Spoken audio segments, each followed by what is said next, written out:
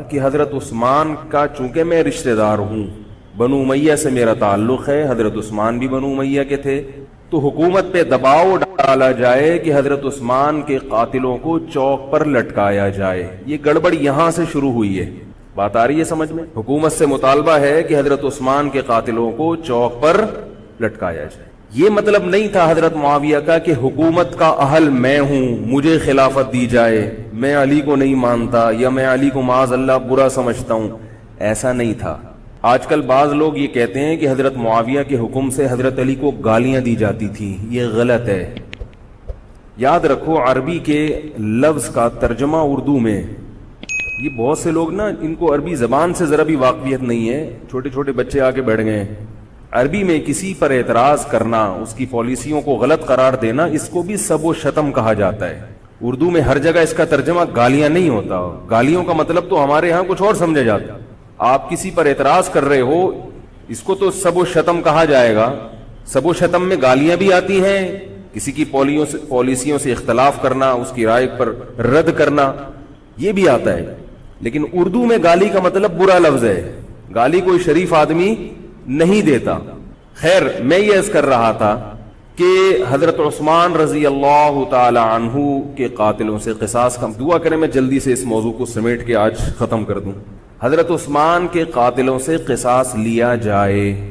حضرت علی رضی اللہ تعالی عنہ کا موقف یہ تھا کہ مدینہ میں حضرت عثمان کے قاتلوں کا جو ٹولہ ہے وہ اتنا مضبوط ہے کہ اگر میں نے ان سب کو پکڑ کے لٹکانا شروع کر دیا تو مدینہ میں امن و امان کی صورتحال خراب ہو جائے گی۔ حکومت بھی دہشت گردی کے خلاف جب ایکشن لیتی ہے تو یہ سوچتی ہے نا کہ دہشت گردوں میں کتنی پاور ہے، تمیز سے، طریقے سے۔ اب یہ ایک اختلاف تھا جو بڑھنا شروع ہو گیا۔ اس اختلاف کے پیچھے نہ حکومت کی لالچ، نہ پیسے کی لالچ، نہ دولت، یہ سب الزامات ہیں اسلام دشمنوں کے جو انہوں نے صحابہ پر لگائے ہیں۔ نہ حضرت علی پر کوئی الزام لگایا جا سکتا ہے اس مسئلے میں، نہ حضرت معاویہ پر۔ رائے کا اختلاف ہے، رائے کا اختلاف۔ ابتدا میں حضرت معاویہ کے ساتھ بہت سارے صحابہ تھے، میں یہ تو نہیں کہہ رہا زیادہ، بہت سارے صحابہ، جن میں حضرت عائشہ رضی اللہ تعالی عنہ بھی تھی۔ بعد میں حضرت عائشہ رضی اللہ تعالی عنہ کا موقف تبدیل ہو گیا جب انہوں نے دیکھا کہ اس سے مسئلہ حل ہونے کے بجائے اور بگڑ رہا ہے۔ تو حضرت معاویہ نے حضرت علی کی بیعت سے انکار کیا، کہا کہ جب تک حضرت عثمان کے قاتلوں کو چوک پہ نہیں لٹکایا جاتا میں آپ کے ہاتھ پہ بیعت کرنے کے لیے تیار نہیں ہوں۔ یہ حضرت معاویہ کی رائے تھی۔ حضرت علی کی رائے یہ تھی کہ میرے لیے یہ فی الحال ممکن نہیں ہے، لہذا، اور اس سے ہو کیا رہا ہے، حکومت دو حصوں میں ڈیوائیڈ ہو رہی ہے۔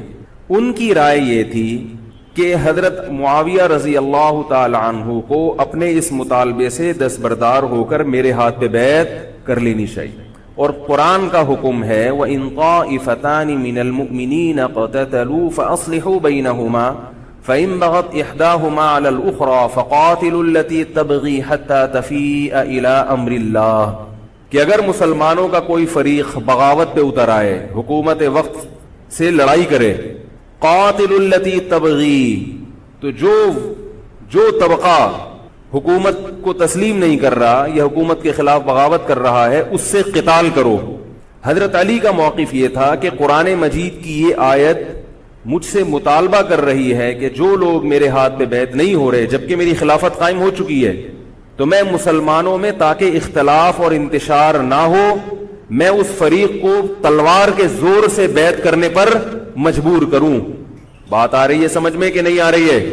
آج تو پولیس بھی نہیں بلا سکتے، موبائل ہی نہیں ہے بھائی، بند پڑے ہوئے، ورنہ میں پولیس بلوا لیتا آج آپ کو بات سمجھانے کے لیے۔ لیکن میں کہتا ہوں کہ میں پولیس اگر بلواتا، اگر پولیس ہی کو سمجھ میں نہیں آئی، یہ بھی تو بڑا مسئلہ ہے۔ خیر، تو حضرت علی کا موقف یہ تھا۔ حضرت معاویہ کا موقف یہ تھا کہ حکومت کے خلاف بغاوت غلط ہے نا، جس کو حکومت مان لیا ہو، جب تک میں نے خلیفہ مانا ہی نہیں ہے تو میرا یہ عمل بغاوت نہیں کہلائے گا۔ یہ اختلاف رائے ہے، اور یہ اختلاف صحابہ میں بھی ہوا ہے، تابعین میں بھی ہوا ہے، ائمہ مجتہدین میں بھی ہوا ہے، اور آج تک ہوتا آ رہا ہے۔ اس قسم کے اختلافات مکمل ختم نہیں ہو سکتے، یہ صحابہ میں بھی ہوا ہے۔ قرآن و حدیث کو سمجھنے کا اختلاف کہا جاتا ہے اس کو۔ اور اس اختلاف کے بارے میں نبی صلی اللہ علیہ وسلم کی صحیح حدیث ہے اذا اجتهد المجتهد فإن أصاب فله أجران وإن أخطأ فله أجر واحد. جب کوئی مجتہد اجتہاد کرتا ہے، کیا مطلب قرآن و حدیث کو سمجھنے کی کوشش کرتا ہے، اگر وہ صحیح نتیجے پر پہنچ جائے تو اس کو 2 اجر ملتے ہیں، اگر غلط نتیجے پر پہنچے تو بھی 1 اجر ملتا ہے اس کو، اس لیے کہ اس کے بس میں جو تھا وہ اس نے کر لیا. اب پیغمبر تو موجود نہیں ہے جو آگے بتائیں گے کہ یہ صحیح کر رہا ہے یہ غلط کر رہا ہے. میں نے اپنے ایک استاد سے ایک مرتبہ پوچھا کہ حضرت یہ علماء میں جب اختلاف ہوتا ہے کسی مسئلے میں تو عوام بڑی پریشان ہوتی ہے، کیا کریں ہم؟ انہوں نے فرمایا کہ عوام کو یہ بتاؤ کہ ہم پیغمبر نہیں ہیں اور ہم پیغمبر سے براہ راست مسئلہ پوچھ نہیں سکتے. ہمارے پاس جو قرآن و سنت ہے اور جو فقہائے کرام نے اس قرآن و سنت کی تشریح کی ہے، جو فقہ کی کتابیں ہیں، ہم اس میں دیکھتے ہیں. اب اس میں 2 علماء کی رائے میں اگر اختلاف ہو جائے تو اس اختلاف کو ختم کرنے کا ہمارے پاس کوئی راستہ نہیں ہے. نبی ہوتے تو ہم پوچھ لیتے، جب راستہ نہیں ہے تو بھائی اللہ کے نبی نے فرما دیا کہ جو تمہارے بس میں ہے وہ کر لو. اگر درست بات تک پہنچ گئے ڈبل اجر، نہیں پہنچے تو بھی اجر. اس میں ہمیں بتا دیا کہ اسلام پر عمل کے لیے اتنا کافی ہے کہ جو تمہاری استطاعت میں ہے وہ کر لو. نہیں آئی بات سمجھ؟ اب یہ اختلاف چھوٹے مسائل میں بھی ہو سکتا ہے اور بڑے مسائل میں بھی ہو سکتا ہے. تیسری بھی ایک جماعت تھی. یہ 2 اختلاف تو پتہ چل گئے نا، حضرت علی کا موقف، حضرت معاویہ کا موقف. ایک تیسری جماعت تھی جو یہ کہتی تھی کہ نہ ہم حضرت علی کا ساتھ دیں گے نہ حضرت معاویہ کا، کیونکہ دونوں مسلمان ہیں، دونوں لڑ رہے ہیں، مسلمانوں کو ہم لڑتا ہوا نہیں دیکھ سکتے. ان کا موقف تھا حضرت علی رضی اللہ تعالیٰ عنہ ایک صحابی کے پاس گئے اور ان سے کہا کہ آپ میری جماعت میں شامل ہوں اور اہل شام کے خلاف میرے ساتھ مل کے لڑیں. وہ صحابی گئے کہ لکڑی کی تلوار اٹھا کے لائے. انہوں نے کہا کہ میں نے رسول اللہ صلی اللہ علیہ وسلم سے سنا ہے کہ فتنے کا دور ہوگا، مسلمان آپس میں لڑیں گے، تو تم اس وقت اپنی تلوار کو لکڑی کی بنا لینا. لکڑی کی تلوار کا مطلب جو کسی سے لڑنے کے کام نہ آئے. میں تو نہیں لڑ سکتا. اب حضرت علی نے یہ نہیں کہ اس پہ تلوار رکھ دی ہو کہ نہیں تو جائے گا، یا تو دائرہ اسلام سے خارج ہے، یا تو باغی ہے. ٹھیک ہے نہیں آ رہی سمجھ میں چھوڑ دو. آج جو فتنے کھڑے ہو رہے ہیں نا وہ اس پہ نہیں ہو رہے کہ صحیح کیا ہے غلط کیا ہے. فتنہ اس پر ہو رہا ہے کہ جو مجھے سمجھ میں آ رہا ہے وہ میں تھوپ کے اس کو مسلط کر دوں. مجھے اگر رفع الیدین سمجھ میں آ رہا ہے تو پوری دنیا رفع الیدین کیوں نہیں کر رہی، اور اگر مجھے ترک رفع الیدین سمجھ میں آ رہا ہے تو یہ چند لوگ رفع الیدین کیوں کر رہے ہیں. صحابہ کے دور میں رفع الیدین بھی ہوتا تھا اور ترک بھی ہوتا تھا، پھڈے نہیں ہوتے تھے. صحابہ کے دور میں زور سے آمین بھی تھی اور آہستہ آمین بھی تھی، جھگڑے نہیں تھے. صحابہ کے دور میں امام کے پیچھے فاتحہ پڑھنے والے بھی تھے اور امام کے پیچھے فاتحہ کو ناجائز اور حرام سمجھنے والے بھی تھے، مگر پھڈے بازی بولو بھائی نہیں تھی. تو حضرت علی رضی اللہ تعالیٰ عنہ نے ان صحابی کو مجبور نہیں کیا. حضرت علی کی فوج میں عمار ابن یاسر رضی اللہ تعالیٰ عنہ بھی تھے، زبیر ابن عوام، عبداللہ ابن زبیر رضی اللہ تعالیٰ عنہ. عبداللہ ابن زبیر ابن عوام، حدیث میں آتا ہے کہ جب جنگ صفین میں، جنگ جمل میں دونوں فوجیں آمنے سامنے کھڑی ہوئی ہیں، زبیر ابن عوام رضی اللہ تعالی عنہ نے تقریر کی، اہل شام سے خطاب کر کے کہا کہ اے اہل شام، ہم جانتے ہیں کہ تمہارے ساتھ محمد صلی اللہ علیہ وسلم کی زوجہ ہیں حضرت عائشہ، جو ہمارے موقف سے متفق، یہ صحیح بخاری کی روایت ہے، جو ہمارے موقف سے متفق نہیں ہے، لیکن ہے نبی کی بیوی، اور ساتھ کس کا دے رہی ہے؟ تمہارا. اب اعتدال دیکھیں صحابہ کی رائے میں. فرمایا اللہ کی قسم ہم یہ جانتے ہیں کہ جیسے وہ دنیا میں نبی کی زوجہ تھی، جنت میں بھی نبی کی زوجہ ہوں گی، اگرچہ وہ اس معاملے میں ہمارے خلاف ہیں، مگر اس کی وجہ سے ہم ان کے جنتی ہونے کا انکار نہیں کر سکتے. کیا مطلب؟ ان کی سمجھ میں جو آ رہا ہے وہ اس کے حساب سے کر رہی ہیں، لیکن ہماری سمجھ میں ان کی بات نہیں آ رہی. کیوں؟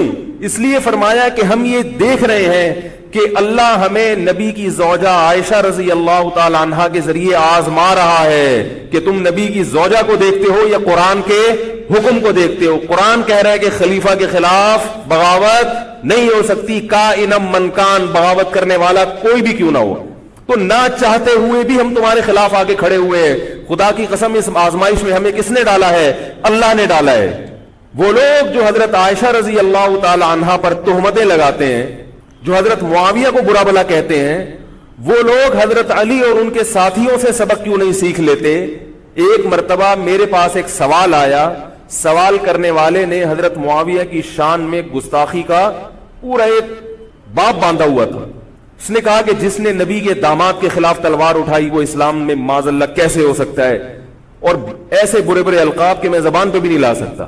میری عادت ہے شارٹ کٹ جواب دینے کی، گل ویلے دی تے پھل موسم دا. اتنا ٹائم تھوڑی ہے کہ ہر آدمی کے سوال کو لے کے بیٹھ جائیں.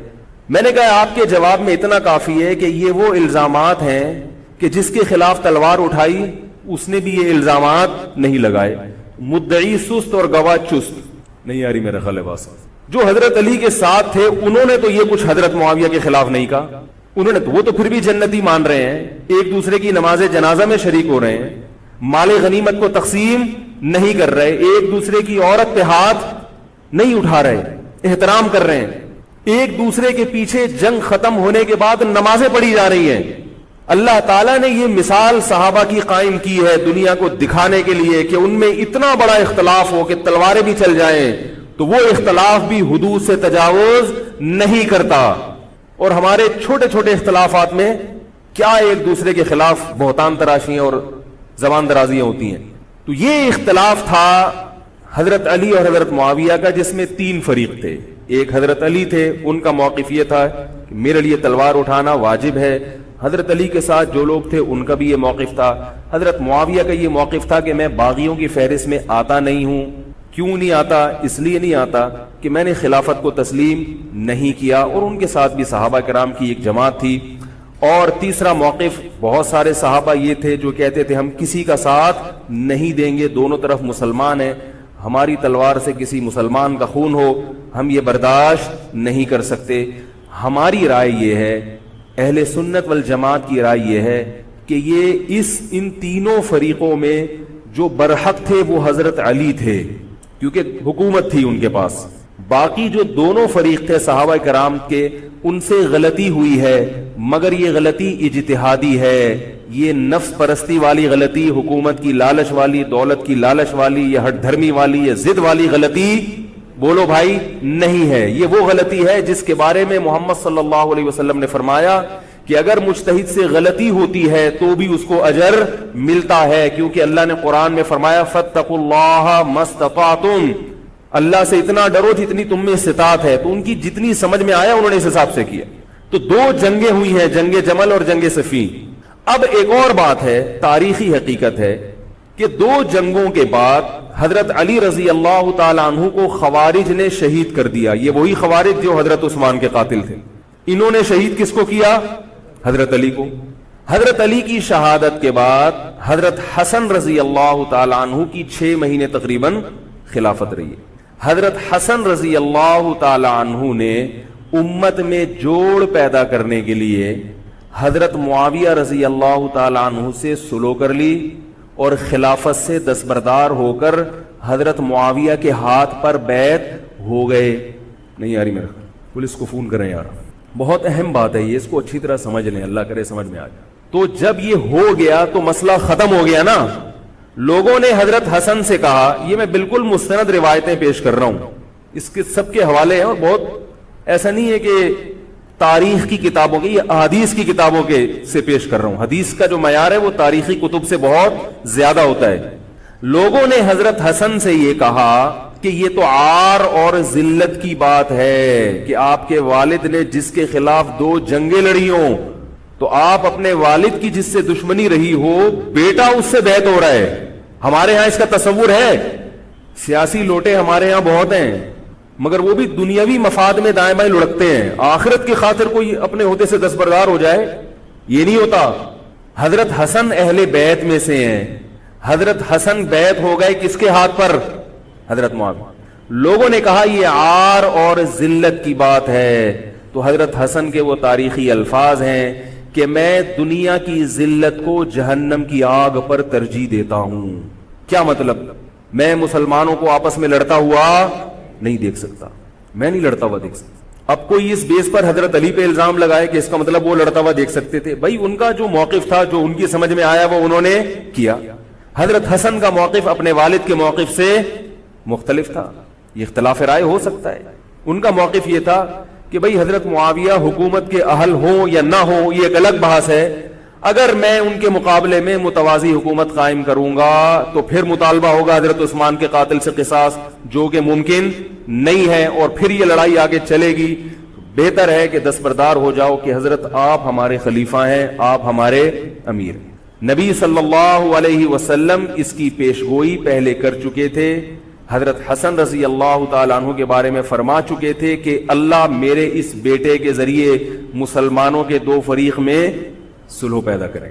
تو جو اہل بیت سے محبت کرنے والے لوگ ہیں ان کو بھی چاہیے کہ کوئی ایسا کام نہ کریں جس سے مسلمانوں میں دوبارہ سے اختلاف اور انتشار پیدا ہو جائے۔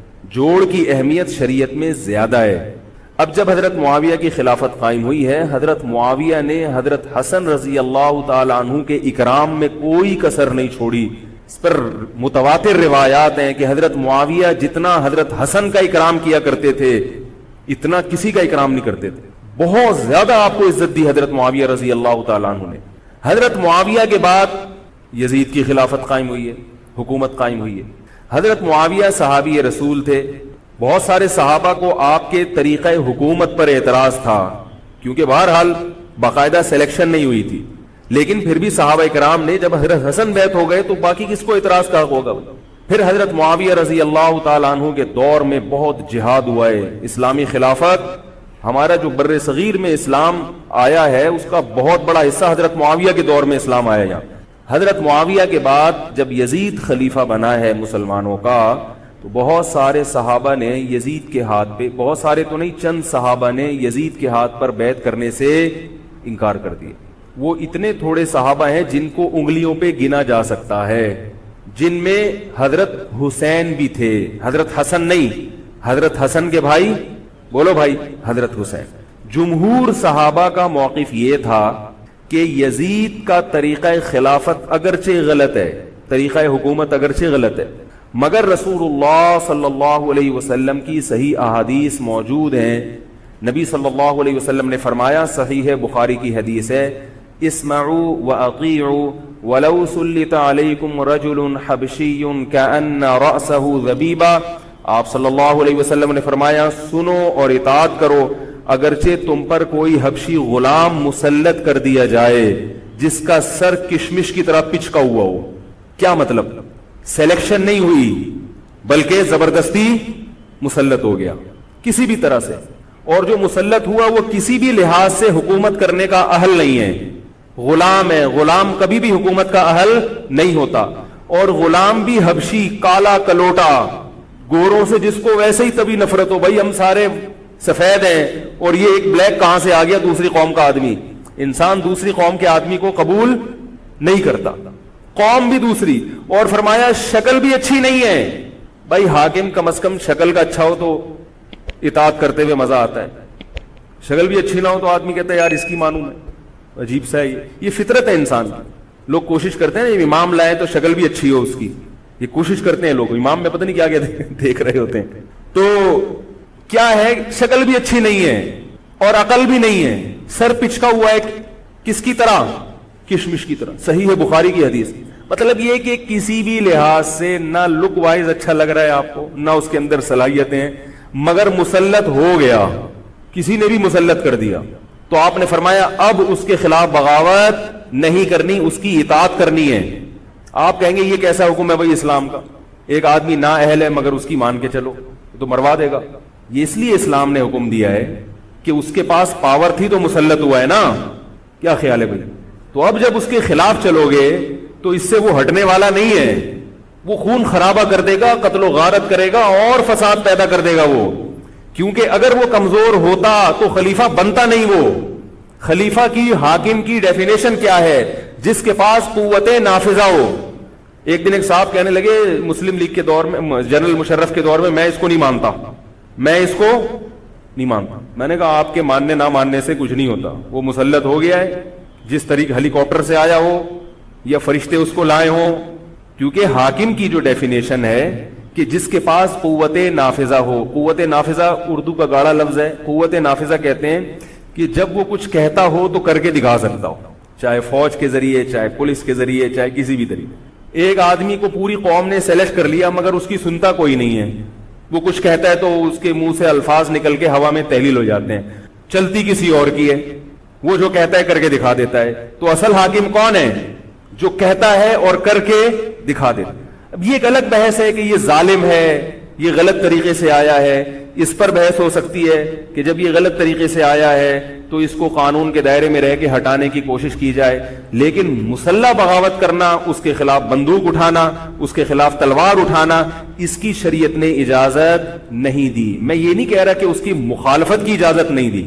نبی صلی اللہ علیہ وسلم نے فرمایا سب سے بہترین جہاد ظالم بادشاہ کے سامنے حق بات کہنا ہے۔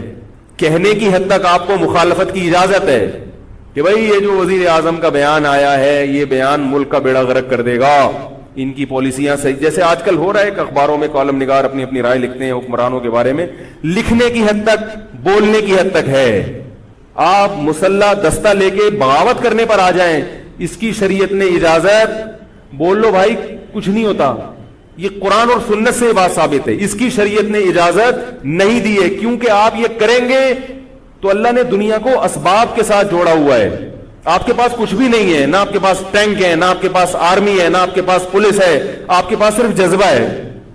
خالی جذبہ اگر کارآمد ہوتا تو نوح علیہ الصلوۃ والسلام اور آپ کے ساتھ جو 40 افراد تھے ان میں بہت جذبہ تھا، مگر ایک طرف پوری دنیا تھی، اللہ نے جہاد کا حکم نہیں دیا۔ اللہ تعالیٰ نے اس دنیا کو صرف جذبات کے ساتھ یا ایمان کے ساتھ منسلک نہیں کیا، اس دنیا کو دارالاسباب بنایا ہے۔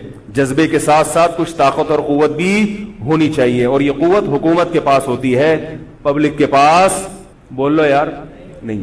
اگر پبلک کے پاس ہے تو وہ بھی حکومت کی پالیسیاں ہوتی ہیں کہ یہ بھی لیاری گینگ رہنے دو تھوڑے دنوں کے لیے، ان لوگوں کے پاس تھوڑا سا کلاشن کوفے رہنے دو، حکومت جب چاہے غائب کر دے۔ یہ جو کلاشن کوفے لے کے لوگ گھوم رہے ہوتے ہیں نا اور بتا رہے ہوتے ہیں ہم امام مہدی کا لشکر ہیں، یہ سب گورنمنٹ کے لوگ ہوتے ہیں۔ آئی بات سمجھ میں؟ گورنمنٹ کی طرف سے ان کو پرمٹ ملا ہوتا ہے، ورنہ آپ چاقو لے کے بھی جو خنجر ہے نا وہ بھی لے کے ذرا گھوم کے دکھاؤ۔ تو جو بھی امام مہدی کا لشکر کا دعویٰ کر رہا ہے اور کہہ رہا ہے میں یوں کر دوں گا، میں یوں کر دوں گا، میرے ساتھ آ جاؤ، تو سمجھ لو گورنمنٹ نے اس کو خود ہی بٹھایا ہوا ہے۔ اور بعض دفعہ حکومت اپنی مخالفت کے لیے بھی بندے بٹھا دیتی ہے، یہ ایجنسی والے بڑے ہوشیار ہوتے ہیں، یہ اپنی مخالفت کے لیے پبلک بندوں کو خرید کے بٹھاتے ہیں کہ تم آرمی کے خلاف اور ایجنسیوں کے خلاف تقریریں کرو اور جہاد کا اعلان کرو۔ اس کا نتیجہ کیا نکلتا ہے؟ جو جو جہاد کے اعلان میں ان کے ساتھ ہوتے چلے جاتے ہیں ان کے نام ایجنسیوں کے پاس پہنچ جاتے ہیں، پھر ایجنسیاں کہتی ہیں ابھی ان کو کھل کے جہاد کرنے دو، تاکہ جتنے لوگوں میں اس قسم کے جہاد کے جراثیم ہیں وہ تمام آ جائیں اور ایک ہی دفعہ اسپرے کر کے سب کو نمٹا دیا جائے۔ یہ ایک بچوں کی طرح کبھی اس کو پکڑ لیا، یہ کام نہیں ہوتا۔ تو اس لیے کہہ رہا ہوں یہ جو نوجوان طبقہ ہے اس کو جہاد کے نام پہ الو بنانے والے ہر جگہ بہت ہیں۔ الو ضرور بنو مگر کسی اور عنوان سے بن جاؤ، جہاد کے نام پہ الو نہ بنو، کیونکہ کسی اور عنوان سے الو بنو گے اتنا نقصان نہیں ہوگا، اس عنوان سے الو بنو گے تو بڑا بیڑا غرق ہو جائے گا، جیسے کہ بہت سو کا بیچاروں کا ہو چکا ہے۔ تو میں یہ عرض کر رہا تھا کہ نبی صلی اللہ علیہ وسلم کی صحیح حدیث ہے، اسی طرح صحیح مسلم کی حدیث ہے، آپ صلی اللہ علیہ وسلم نے حاکم کی اطاعت کا حکم دیا۔ صحابہ نے عرض کیا یا رسول اللہ اگر وہ ہم پہ ظلم کرے تو بھی بغاوت نہ کریں؟ آپ نے فرمایا وَإِن ضَرَبُوا ظَهْرَكَ، اگرچہ وہ تمہاری پیٹھ پہ کوڑے مارے، ایسا ظالم ہو، پھر بھی بغاوت؟ یہ میں نہیں کہہ رہا، یہ محمد صلی اللہ علیہ وسلم کے الفاظ ہیں۔ کیوں؟ اس لیے کہ آپ صلی اللہ علیہ وسلم نے اتحاد پہ زیادہ زور لگایا ہے۔ بھائی حکومت ایک ہوگی جیسی مرضی لنگڑی لولی ہو، مگر مسلمان کی جو ایک یونائٹی ہے، جو ایک اتحاد ہے وہ تو برقرار رہے گا نا۔ اگر آپ کمزور ہو گئے تو کتنا مرضی ایمان ہو، کمزور آدمی دنیا میں کہیں بھی نہیں پنپ سکتا۔ تبھی میں کہتا ہوں پاکستان کی قدر کرو، جیسا مرضی ہے، ایک مضبوط آرمی تو ہے نا، ایٹم بم تو ہے، جیسی مرضی آرمی ہو لیکن ہے تو نا۔ اگر یہ ختم ہو گئی اور نیک لوگ آ گئے مگر اتنے پاورفل نہ ہوئے، وہ آپ کو انڈیا سے نہیں بچا سکتے، وہ آپ کو امریکہ کے شر سے نہیں بچا سکتے، کیونکہ اس وقت پوری دنیا پاکستان کی دشمن ہوئی ہوئی ہے سوائے چند ممالک کے، اور وہ جو ملک بچا ہوا ہے یہ میرے اور آپ کی تقریروں سے نہیں بچا ہوا، یہ ایٹم بم سے بچا ہوا ہے۔ اللہ نے دنیا کو اسباب کے ساتھ جوڑ دیا، ایٹم بم بھی ہے اور پھر ایمان کی طاقت بھی ہے کسی حد تک، جو کہ بہت ہی شارٹ ہو گئی ہے ایمان کی طاقت۔ تو دونوں چیزیں چلتی ہیں ساتھ، صرف بم بھی کافی نہیں ہے۔ اللہ نے فرمایا اگر تم تقوی اختیار کرو گے تو اللہ تمہاری مدد کرے گا، ورنہ نہیں کرے گا۔ تو دونوں چیزیں ضروری ہیں۔ تو حضرت معاویہ کے بعد یزید کے بارے میں جمہور صحابہ کا موقف یہ تھا کہ یہ جیسا مرضی ہو، ظالم ہو، عادل ہو، یہ ایک الگ بحث ہے، مگر ہے بہرحال یہی۔ پاور کس کے پاس ہے؟ اسی کے پاس۔ حضرت حسین رضی اللہ تعالیٰ عنہ کا موقف یہ تھا کہ میں یزید جیسے آدمی کے ہاتھ پر بیعت کرنے کے لیے تیار، بولو بھائی، نہیں، میں نہیں بیعت کرتا اس کے ہاتھ، کیونکہ یزید کے بارے میں خبریں تھیں، بعض کہتے تھے شراب پیتا ہے۔ حضرت مفتی محمد تقی عثمانی صاحب کا انہوں نے فرمایا ہے کہ کسی مستند روایت سے ثابت نہیں ہے شراب پینا، روایتیں ہیں مگر کوئی اوتھینٹک روایت نہیں ہے۔ تو اب نتیجہ کیا نکلا کہ حضرت حسین رضی اللہ تعالیٰ عنہ کے پاس کوفہ سے خطوط آئے۔ کوفہ کا گورنر تھا ابن زیاد، وہ بھی یزید کا آدمی تھا، بڑا ظالم آدمی تھا وہ۔ اہل کوفہ کے خطوط آئے کہ آپ آ جائیں یہاں پر، یہاں سب لوگ آپ کے ہاتھ پر بیعت کرنے کے لیے تیار ہیں۔ حضرت حسین کا خیال یہ تھا کہ اگر یہ سب تیار ہیں تو یزید کی حکومت بغیر لڑائی کے، بغیر بڑے قتال کے، مسلمانوں کے خون خرابے کے بغیر ختم ہو سکتی ہے۔ آئی بات سمجھ میں؟ جو انفارمیشن آپ کو ملی تھی، جو نالج آپ کو ملی تھی، وہ نالج غلط تھی۔ اگر وہ نالج صحیح ہوتی تو حضرت حسین کبھی کربلا کی طرف رخ نہ کرتے، کیونکہ حضرت حسین کا موقف بھی یہی تھا کہ مسلمانوں کی تلواریں آپس میں نہ چلیں۔ حضرت حسین رضی اللہ تعالیٰ عنہ کے پاس جب 50 سے زیادہ خطوط آئے ہیں اہل کوفہ کی طرف سے کہ آپ آئیے، آپ آئیے، آپ آئیے، تو پہلے حضرت حسین رضی اللہ تعالیٰ عنہ نے اپنے رشتہ دار جو آپ کے چچزاد تھے، مسلم بن عقیل، ان کو بھیجا۔ نتیجہ کیا نکلا؟ مسلم بن عقیل کا وہاں پر حکومت نے گرفتار کر کے ان کو قتل کر دیا۔ اب یہ ایک ایسا ظلم تھا جس کے ظاہر ہے کہ کسی کو سفیر بنا کے بھیجا جائے، کسی کو حال احوال دیکھنے کے لیے بھیجا جائے، اور حضرت حسین کی نیت ہرگز بغاوت کی نہیں تھی، مگر کوفہ کے گورنر کو اور یزید کو یہ خیال تھا کہ خلافت کے اصل اہل یقیناً یہی ہیں، کہیں ایسا تو نہیں ہے کہ یہ امیر بننا چاہتے ہیں، یہ خلیفہ بننا چاہتے ہیں۔ ایک خوف اس کے دل میں بیٹھ گیا تھا، ایک لاشعور میں خوف ہوتا ہے نا، انسان کے دل میں بیٹھ جاتا ہے کہ آپ 100 دفعہ بھی کہیں بھی میری یہ نیت نہیں ہے، مگر وہ ڈر رہا ہوتا ہے کہ یار یہ کچھ کر نہ لیں۔ تو جب مسلم بن عقیل کو شہید کیا گیا، حضرت حسین رضی اللہ تعالیٰ عنہ جا چکے تھے۔ جب حضرت حسین رضی اللہ تعالیٰ عنہ کوفہ کی طرف جا رہے تھے، بہت سارے صحابہ نے آپ کو منع کیا، جن میں عبداللہ ابن عمر رضی اللہ تعالیٰ عنہ بھی تھے، عبداللہ ابن عباس رضی اللہ تعالیٰ عنہ بھی، کہ آپ یہ کام نہ کریں۔ بعض نے تو کہا کہ ہمیں آپ کی شہادت کا یقین ہے، کیونکہ جس حالات میں آپ جا رہے ہیں حکومت یہ سمجھے گی کہ بغاوت کرنے آ رہے ہیں، لہذا وہ آپ کو کیا کرے گی؟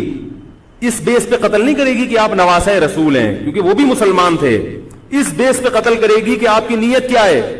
حکومت کے خلاف بغاوت۔ تو ان کے پاس ایک اپنے آپ کو برحق ثابت کرنے کے لیے ایک دلیل ہوگی کہ حکومت کا باغی جو بھی ہو اسے کیا کر دو؟ قتل۔ رسول اللہ صلی اللہ علیہ وسلم نے فرمایا، صحیح حدیث ہے، کہ جب مسلمان کسی ایک امیر پہ جمع ہو جائیں تو اس کے خلاف جو بھی اٹھے، نبی نے فرمایا اس کو قتل کر دو، کائنم من کان، چاہے وہ اس کے خلاف اٹھنے والا کتنا ہی نیک کیوں نہ ہو۔ یہ حدیث کے الفاظ ہیں۔ حضرت حسین کا موقف یہ تھا کہ میں نے ابھی تک یزید کی خلافت اور حکومت کو تسلیم نہیں کیا، لہذا میں اس وعید میں داخل نہیں ہوں۔ اب ہوا یہ ہے کہ حضرت حسین رضی اللہ تعالی عنہ جب گئے ہیں اور کربلا کے مقام پہ پہنچے ہیں، تو وہاں آپ رضی اللہ تعالیٰ عنہ کو مسلم بن عقیل کی شہادت کا بھی پتہ چلا، اور اندازہ ہوا، میں بہت شارٹ کر کے سنا رہا ہوں، اندازہ ہوا کہ حالات ایسے نہیں ہیں جیسے میں سمجھ رہا تھا۔ عبید اللہ جو ابن زیاد تھا بدبخت، اس نے حضرت حسین کو یہ کہا کہ بغیر کسی شرط کے حضرت حسین کو گرفتار کر کے لاؤ اور میرے ہاتھ پر بیعت کراؤ۔ یہ رسول اللہ صلی اللہ علیہ وسلم کے نواسے کی توہین تھی کہ آپ صلی اللہ علیہ وسلم کے نواسے ہیں اور ان کے ساتھ ایسے معاملہ کیا جائے جیسے ایک عام شخص کے ساتھ معاملہ کرتے ہیں۔ ان کو گرفتار کر کے معاذ اللہ گھسیٹ کے لاؤ اور میرے ہاتھ پر بیعت پر کیا کرو، ان کو مجبور کرو۔ حضرت حسین رضی اللہ تعالیٰ عنہ کا کربلا کے میدان میں موقف یہ تھا کہ میں اگر بیعت ہوں گا تو ڈائریکٹ یزید کے ہاتھ پہ بیعت ہوں گا جو مسلمانوں کا خلیفہ ہے، ابن زیاد کے ہاتھ پر بیعت نہیں ہوں گا۔ یہ بھی اس تاریخ کا ایک اہم پہلو ہے کہ حضرت حسین نے کوفہ جانے کا ارادہ ترک کر دیا اور کربلا سے شام جانے کا آپ رضی اللہ تعالیٰ عنہ نے ارادہ کر لیا۔ اور بعض مورخین نے لکھا ہے کہ حضرت حسین جو واپس آ رہے تھے تو وہ کربلا سے گزر رہے تھے، وہ واپسی کا راستہ ہی شام کا راستہ ہے۔ نہیں یاری بات میرا خیال سمجھ، وہ جس ٹریک پر چل رہے تھے وہ راستہ کون سا ہے؟ وہ شام کو جاتا ہے. یہ اس کی علامت ہے کہ آپ یزید سے ملاقات کے لیے, مذاکرات کے لیے تیار, بولو بھائی, ہو چکے تھے. کہ میں خود براہ راست یزید سے مل کے حال احوال دیکھتا ہوں, اگر مجھے سمجھ میں آئے تو میں اس کے ہاتھ میں بیعت ہو جاؤں گا. حضرت حسین رضی اللہ تعالی عنہ کا مقصد حکومت کے خلاف تلوار اٹھانا, بولو بھائی, نہیں تھا, ورنہ وہ اس کے لیے تیار نہ ہوتے. مگر جو ابن زیاد تھا اس نے حضرت حسین رضی اللہ تعالی عنہ اور آپ کے ساتھ جتنے اہل بیت تھے ان پر ظلم یہ کیا اس بدبخت نے کہ اس نے انہیں شام جانے کا راستہ نہیں دیا, اور اس میں اپنی توہین محسوس کی کہ میرے ہاتھ پر بیعت کیوں نہیں ہو رہے, اور لشکر بھیجا جس لشکر نے چاروں طرف سے حضرت حسین رضی اللہ تعالیٰ عنہ کو گھیرا. حضرت حسین نے کہا کہ میں عزت کی جو موت ہے اس کو ذلت کی زندگی پر ترجیح دیتا ہوں. کوئی بھی غیرت مند ہوتا تو اس وقت یہی کرتا کہ بھئی جب میں اپنے دعوے سے بھی دستبردار ہو گیا اور میں شام جانے کے لیے بھی تیار ہو گیا, اب میرا راستہ روکنے کی کیا حقیقت ہے؟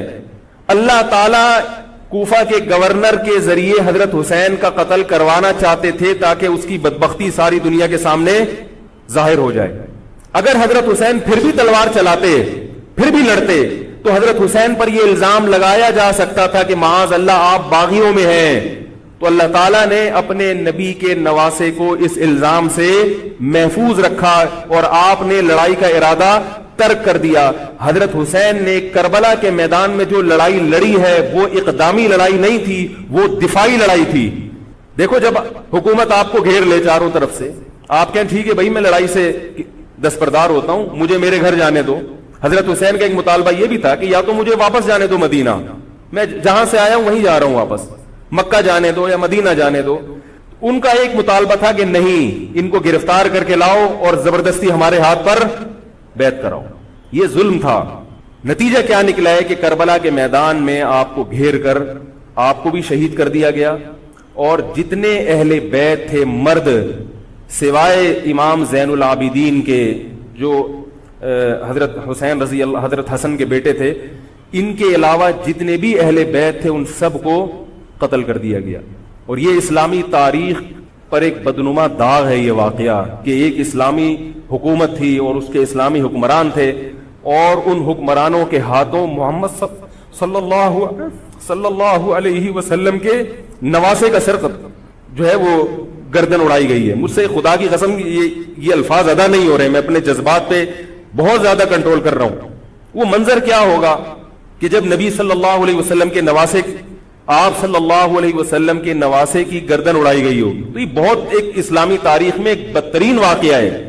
لیکن بات یہ ہے کہ جب یہ واقعہ ہو گیا اور قتل کر دیا گیا, باقی جتنے بھی جو زندہ بچے تھے اہل بیت وہ یزید کے پاس لے جائے گئے.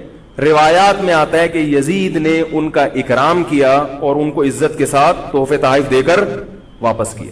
یہ جو کربلا کے واقعات میں جو ظلم کی داستانیں اضافی بیان کی جاتی ہیں, اس کا مستند تاریخی روایات سے کوئی ثبوت, بولو بھائی, نہیں ملتا. اب لوگوں نے اپنی دکانیں چمکا لی ہیں, پانی نہیں تھا, کئی دنوں سے کھانا نہیں ملا. صحیح روایات سے ثابت ہے کہ حضرت حسین رضی اللہ تعالیٰ عنہ کربلا کے میدان میں وضو کر کے نماز پڑھتے تھے تو پانی تھا تو, اور بعض نے یہ کہا کہ اہل بیت کی عورتوں کی عزتیں اچھالی گئی ہیں. آپ اس طرح کی باتیں کر کے اہل بیت سے محبت کا اظہار کر رہے ہو یا ان کی توہین کر رہے ہو؟ بولو بھائی. اگر کوئی عزت دار پاک دامن عورت ہو, بالفرض اس کی عزت پہ ڈاکہ ڈلتا ہے بالفرض, تو آپ اس بات کو چھپاؤ گے نا, آپ جھوٹ بولو گے, بولو گے نہیں بھائی اس کی عزت پہ کوئی آنچ نہیں آئی ہے. کیونکہ جب عورت کی عزت کو آپ کوئی تار تار کر دے اور آپ ممبر پہ بیٹھ کے اس کو بتا دو تو وہ عزت تار تار ہونے سے اتنی بے عزتی نہیں ہوگی جتنی اس بات کو بیان کرنے سے اس کی بے عزتی ہوگی. حقیقت یہ ہے کہ کسی مستند روایت سے ثابت نہیں ہے کہ اہل بیت کی عورتوں کی عزتوں کو اچھالا گیا. وہ نبی کے گھرانے کی عورتیں تھیں, ان کا ناخن بھی کوئی نامحرم مرد نہیں دیکھ پاتا تھا. دوپٹہ اتر گیا زینب کا اور زینب کی چادر چھن گئی, یہ سب غلط ہے, یہ سب من گھڑت باتیں ہیں. چونکہ وہ بہرحال مسلمان تھے جو حضرت حسین کے خلاف لڑ رہے تھے, ظالم تھے, اس میں کوئی شک نہیں ہے. اس سے بڑا ظلم اس کائنات میں ہوا نہیں ہوگا کہ ایک شخص جو اپنے آپ کو مسلمان کہتا ہے اور وہ نبی کے نواسے کو قتل کر دے اور اہل بیت کو قتل کر دے. اسلامی سیاست میں اتنی گندی تاریخ ہمیں کبھی بھی نہیں ملتی. حضرت عثمان کا بھی قتل ہوا, وہ بھی بہت بڑا ظلم تھا, مگر یہ ظلم اس ظلم کی نوعیت سے بڑھ کر تھا, کیونکہ حضرت عثمان کا قتل حکومت کے ہاتھوں نہیں ہوا ہے, باغیوں کے ہاتھوں ہوا ہے. یہاں حضرت حسین کا قتل کس کے ہاتھوں ہوا ہے؟ حکومت کے ہاتھوں ہوا ہے, جس پر لوگ بیعت کر چکے تھے. تو یہ اسلامی تاریخ میں ایک بہت بڑا بدنما داغ ہے, مگر اس کو بیان جس انداز سے کیا جاتا ہے اور جتنے قصے کہانیاں من گھڑت سنائے جاتے ہیں ان کا حقیقت سے تعلق نہیں ہے. ہماری نظر میں چاہے پانی بند کیا ہو یا نہیں کیا ہو, کھانا ملا ہو یا نہیں ملا ہو, ہماری نظر میں حضرت حسین رضی اللہ تعالی عنہ کا سر قلم کر دینا ہی کائنات کا بدترین ظلم ہے. یہی ایسا ظلم ہے کہ جس پر جتنا غم کیا جائے کم ہے. غم منایا نہیں, غم کیا جائے. منانا الگ چیز ہے, غمزدہ ہونا الگ چیز ہے. لیکن جو آگے اس میں تڑکا لگایا جاتا ہے اس کا حقائق سے تعلق بولو بھائی نہیں ہے. یہ دکانیں ہیں جو چمکائی, اس میں سب برابر ہیں, شیعہ بھی سنی بھی. بہت سارے سنی علماء بھی کربلا کے واقعے کو بہت ہی بھیانک انداز سے بیان کرتے ہیں, اور مقصد کیا ہوتا ہے؟ پبلک کو رلانا. ایک رونا وہ ہوتا ہے جو خود سے آئے, اور ایک رونا ہوتا ہے باقاعدہ آپ کو آرڈر پہ رونے کے لیے اور رلانے کے لیے بلایا جائے. وہ رمضان میں نے بتایا تھا نا کہ میں نے ختم قرآن پہ دعا کی تو مجھے رونا آ گیا, بہت زیادہ رونا آیا. اگلے دن ایک صاحب کہنے لگے مولوی صاحب آج بھی ایسی ایک دعا ہو جائے. میں نے کہا میں آرڈر پہ نہیں روتا, میں آرڈر پہ نہیں روتا. اب تو آ بھی رہا ہوگا تو نہیں آئے گا. نہ انسان کسی کے مشورے سے ہنس سکتا ہے اور نہ انسان کسی کے مشورے سے اگر آپ کسی کے مشورے پہ رو رہے ہیں اس کا مطلب ڈرامے بازی. آپ کو فلم کا ایکٹر ہونا چاہیے, آپ کو ڈرامے جوائن کرنے چاہیے, وہاں آپ اچھے چل سکتے ہیں. جیسے کہ ہمارے ایک مشہور اسکالر ہیں, ان کے بارے میں لوگ یہ کہتے ہیں ان کو فلموں میں ہونا چاہیے تھا, پتہ نہیں یہ جیو پہ کیوں آ رہے ہیں. وہ آرڈر پہ روتے بھی ہیں, آرڈر پہ. اب چونکہ یوٹیوب کا دور ہے, میں پہلے جو کربلا کے واقعات جو لوگ بیان کرتے ہیں ان کی تقریریں نہیں سنتا تھا. اب کیا ہوتا ہے, بعض دفعہ بیٹھے ہوئے ہیں کہیں سفر پہ جا رہے ہیں تو یوٹیوب کی ویڈیو, ہم نے کہا چلو یار ہم بھی سن لیں. ایسی چہک چہک کے منہ بنا بنا کے گھما گھما کے تقریریں ہوتی ہیں, لگتا ہے کہ یہ باقاعدہ ایک ڈرامہ ہے, اداکار ہے, فنکار ہے جس کو ڈرامے بازی کے لیے یہاں یہ حضرت حسین کی شہادت کو کیش کرا رہے ہیں. یہ حضرت حسین سے محبت کرنے والے نہیں ہیں, یہ ان کی شہادت کو دیکھو. اس کی مثال ایسے جیسے کوئی محلے میں مر گیا, کسی سیٹھ کا بیٹا مرا, اب آپ کو سیٹھ سے قرضہ چاہیے تو سب سے زیادہ آپ روگے نا, تاکہ سیٹھ صاحب سمجھیں کہ محبت سب سے زیادہ کس کو ہے؟ آپ کو. تو آپ اس کی بیٹے کی موت کو کیا کرا رہے ہو؟ کیش کرا رہے ہو. بعض لوگ کسی کی شہادت کو کیش کراتے ہیں, کسی پہ ظلم کو کیش کراتے ہیں. تو میں پھر عرض کروں کہ بہت بدترین واقعہ ہے. حضرت حسین رضی اللہ تعالیٰ عنہ کا سر لے جایا گیا یزید کے پاس. یزید بدبخت نے چھڑی سے آپ کے ہونٹوں کو چھوا. وہاں صحابی رسول نے فرمایا کہ ایسا مت کرو. فرمایا اللہ کی قسم میں نے ان ہونٹوں پہ بارہا محمد صلی اللہ علیہ وسلم کے ہونٹ رکھے ہوئے دیکھا ہے. بارہا میں نے دیکھا ہے کہ محمد صلی اللہ علیہ وسلم نے ان ہونٹوں کا بوسہ لیا ہے. بارہا میں نے دیکھا ہے. ان صحابی کے دل پہ کیا گزر رہی ہوگی جو حضرت حسین کے ساتھ یہ حرکت دیکھ رہے ہوں گے, جبکہ اسی حسین کو انہوں نے بارہا نبی کی گود میں بھی دیکھا اور بارہا نبی کے ہونٹوں کو بھی ان ہونٹوں سے مس ہوتے ہوئے دیکھا. تو جب یہ سر ان کے سامنے رکھا ہوگا اور اس کے ساتھ یہ حرکت ہو رہی ہوگی, ان صحابی کے جذبات کیا ہوں گے. مگر اس کے باوجود جو بتانے کی بات ہے, جو میں بتانا چاہتا ہوں, انہوں نے یزید کے خلاف بغاوت نہیں کی کہ جس یزید نے حضرت حسین کا یہ حشر کر دیا ہو, اگر اس کے خلاف بغاوت ہوگی تو باقی مسلمانوں کا کیا حشر کرے گا. تو اس میں صبر کی تلقین بھی صحابہ نے بتائی ہے کہ حاکم کے مظالم کو برداشت کیا جائے, زبان سے اس کو ہائی لائٹ کیا جائے کہ غلط ہو رہا ہے, تلوار نہ اٹھائی جائے. بات نہیں آ رہی میرے خیال ہے سمجھ میں, کیونکہ آج ایک واقعہ ہوا ہے ورنہ کربلا جیسے درجنوں اور واقعات ہو جائیں گے. تو صحابہ کرام کی سیرت میں ہمیں ہر طرح کے اسباق ملتے ہیں. تو میں یہ عرض کر رہا تھا کہ یہ ہے وہ کربلا کا واقعہ جس کا میں نے آپ کو خلاصہ بیان کیا. اس کے بعد کیا ہوا ہے کہ یہ جو بنو امیہ کی حکومت تھی, اس کی وہ ویلیو صحابہ کرام کے دل میں نہ رہی جو پہلے کسی حد تک برقرار تھی. یہ بہت ایک حکومت کے خلاف لوگوں کے دل میں بغض پیدا ہو گیا اور بالآخر بغاوتیں شروع ہوئیں. لیکن جمہور صحابہ کا موقف پھر بھی یہی تھا کہ حکومت کے خلاف بغاوت جائز، بولو بھائی، نہیں. اور اسی طرح کے ظالم لوگ آتے رہے، اور انہی کی اولادوں میں بنو امیہ میں اللہ نے پھر عمر ابن عبدالعزیز کو پیدا کیا. عمر ابن عبدالعزیز بھی انہی ظالم لوگوں کی اولاد تھے، مگر اسلام چونکہ قیامت تک رہنے کے لیے آیا ہے تو اللہ کو اپنا دین محبوب ہے، اللہ غیب سے انتظام کرتے ہیں. عمر ابن عبدالعزیز جیسے ہی حکومت میں آئے ہیں، خلیفہ بنے ہیں، آپ رضی اللہ تعالی عنہ نے وہ بنو امیہ کی جو جاہلانہ چیزیں تھیں ان سب کو ختم کر دیا.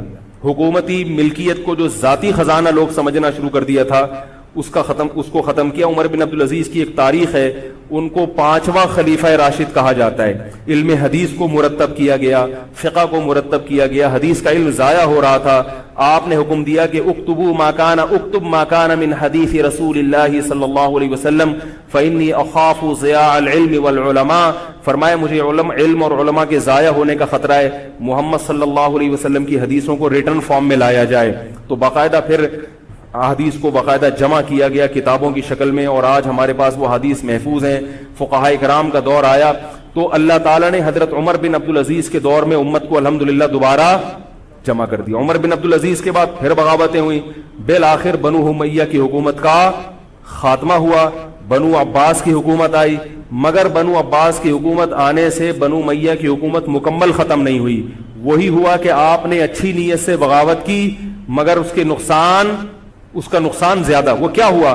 بنو امیہ بھاگ گئے، اندلس میں حکومت قائم کر لی، اور ادھر بنو عباس کی. تو یہ تاریخ میں پہلا واقعہ تھا کہ اسلامی خلافت 2 حصوں میں ڈیوائیڈ ہو گئی. اس کے بعد آج تک ایک جگہ مسلمان جمع نہیں ہو سکے.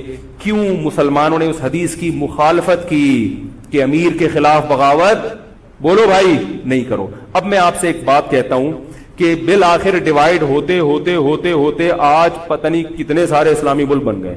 پاکستان میں الگ ہے، سعودی عرب کی پالیسیاں الگ ہیں، دبئی الگ چل رہا ہے، قطر اور سعودیہ کا پھڈا ختم نہیں ہو رہا. 1920 تک تو پھر بھی خلافت عثمانیہ تھی، اگرچہ پوری دنیا پہ نہیں تھی. ہندوستان میں الگ حکومت تھی، خلافت عثمانیہ الگ تھی، اندلس میں الگ حکومت تھی، مگر پھر بھی مسلمانوں کی 3-4 بڑی بڑی حکومتیں تھیں جو ایک اور کسی حد تک ان میں اتحاد تھا. 1920 میں وہ بھی ختم، اور اتنے سارے ممالک وجود میں آ گئے، سب کی الگ الگ پالیسیاں ہیں.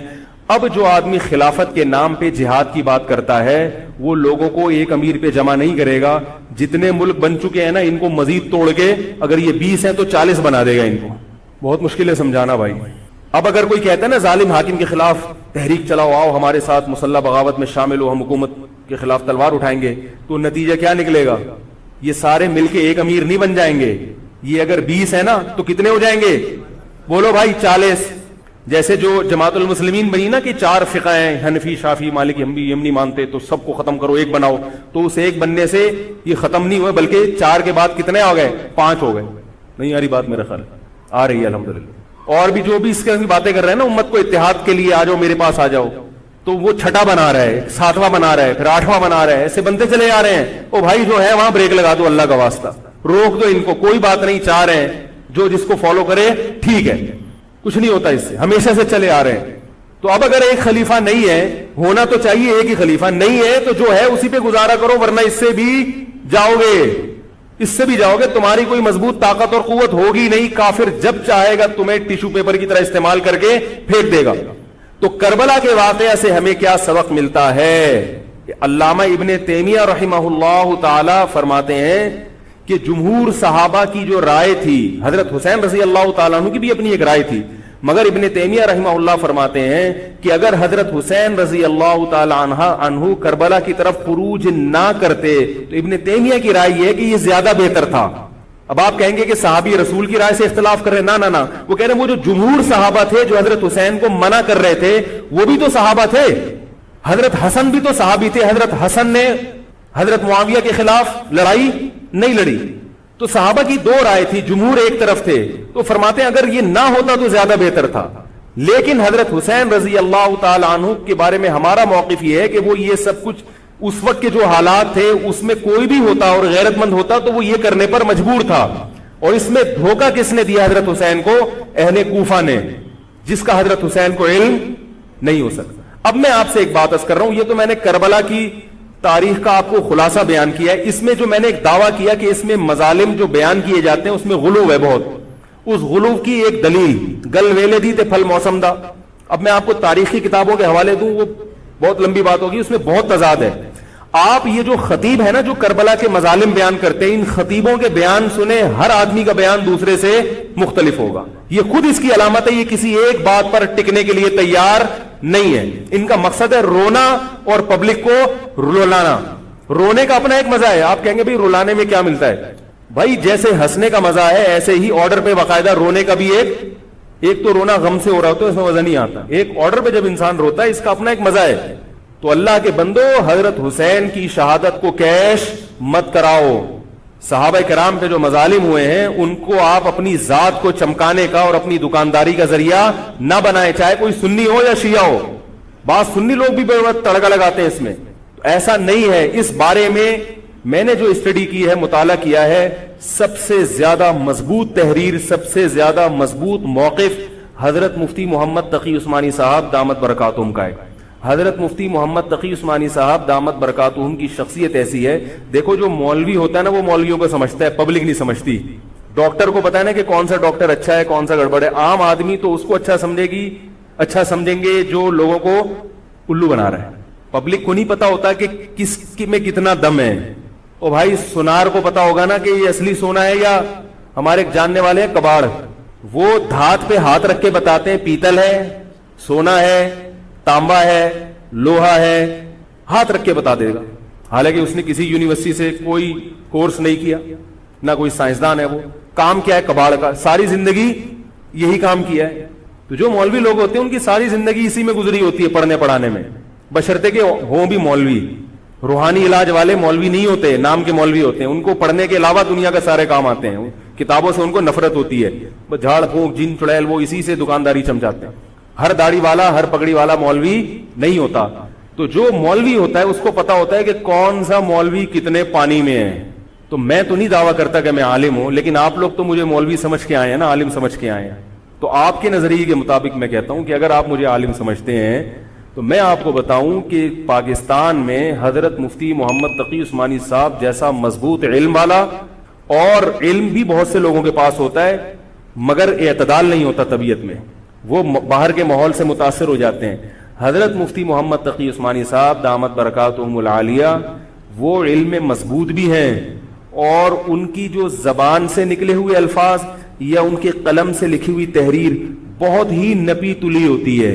ایک حرف بھی اس میں غیر ضروری نہیں ہوتا, اور ایک حرف بھی ایسا نہیں ہوتا جو ضروری ہو اور نہ آیا ہو اس میں.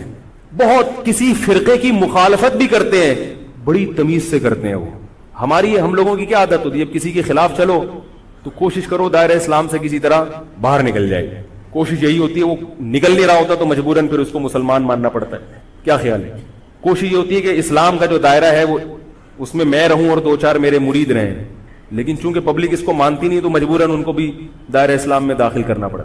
تو حضرت مفتی محمد تقی عثمانی صاحب کی جو تحریریں ہیں وہ بڑی جاندار ہوتی ہیں, ان کو پڑھا کرو. اللہ کے بندو, عالم کا یوٹیوب سے نہیں پتا چلتا کون مفتی ہے کون کیا ہے. حضرت مفتی تقی عثمانی صاحب کی پاکستان میں اتنی عزت نہیں ہے جتنا غیروں نے ان کو عزت دی ہے. سعودی عرب میں جاؤ, امام حرم ان سے مسائل پوچھتے ہیں. ایک صاحب نے مجھے بتایا کہ میں نے امام حرم کو 25 منٹ تک ان سے فون پہ بات کرتے ہوئے دیکھا اور ان سے مسائل پوچھتے ہوئے. عرب علماء ان کی قدر کر رہے ہیں, ملیشیا میں ان کی قدر ہے, پاکستان میں لوگوں کو ان کا پتہ ہی نہیں. میں یہ نہیں کہہ رہا کہ وہ ان سے کوئی خطا ہو ہی نہیں سکتی. تکافل کے معاملے میں حضرت مفتی محمد تقی عثمانی صاحب کی جو رائے ہے, تو میں تو بہت ہی چھوٹا آدمی ہوں, میں یہ نہیں کہہ سکتا, لیکن جن علماء کی رائے ان کے خلاف ہے میرا موقف بھی وہی ہے. میں تکافل کے معاملے میں حضرت مفتی تقی عثمانی صاحب کی رائے کو ہم لوگ صحیح نہیں سمجھتے, لیکن بہرحال اجتہادی اختلاف ہے, یہ نہیں کہ وہ غلط ہیں.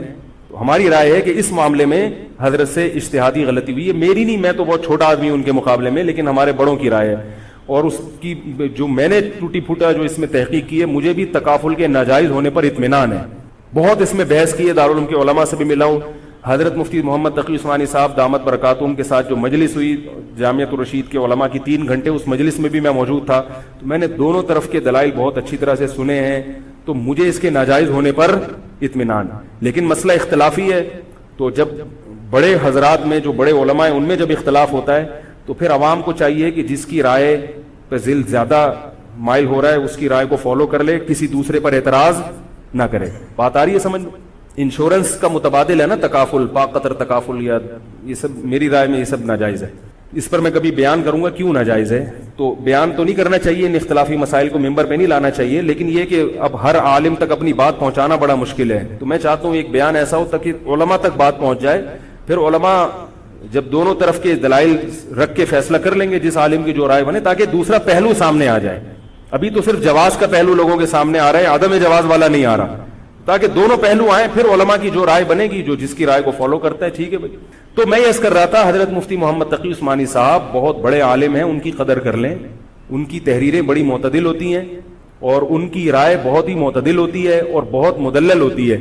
تو کربلا کے بارے میں, یزید کے بارے میں جو حضرت مفتی محمد تقی عثمانی صاحب کی رائے ہے وہ وہی ہے جو میں نے آپ کے سامنے بیان کی ہے. بات آ رہی ہے؟ نہیں آ رہی میرا خیال ہے. تو میں یہ نہیں کہہ رہا کہ میں نے ان کی تقلید میں یہ سب بیان کیا ہے, بلکہ جو مطالعہ کیا تو اس کے بعد ان کی رائے بہت زیادہ جاندار لگی ہے. اور یہ جو میں عرض کر رہا ہوں نا کہ یہ جو کربلا کے واقعات بیان کیے جاتے ہیں, ہر خطیب کا بیان دوسرے خطیب سے مختلف ہے. یہ خود اس کی علامت ہے کہ دال میں کچھ کالا کالا ہے, یہ ایک جگہ ٹکتے کیوں نہیں. تو اب میں ایک بات عرض کروں, اسی طرح یزید کے بارے میں لوگ سوال پوچھتے ہیں یزید کیا, تو یزید کے بارے میں بھی دونوں طرف ہماری رائے کے حساب سے غلو ہے. یزید کے دور میں حضرت حسین کا قتل یقیناً ہوا ہے, مگر کسی ایک مستند روایت سے یہ ثابت نہیں کہ یزید نے حکم دیا تھا حضرت حسین کو قتل کرنے کا. یہ کہیں بھی روایت میں ثابت نہیں آ رہی میرا خیال ہے. کوفہ کے گورنر کے حکم سے قتل ضرور ہوا ہے, لیکن کیا یزید نے اس کا آرڈر دیا تھا, اس کا کسی مستند روایت میں ثبوت بولو بھائی نہیں ملتا. لیکن اس بنیاد پہ یزید کو رحمت اللہ علیہ کہنا یہ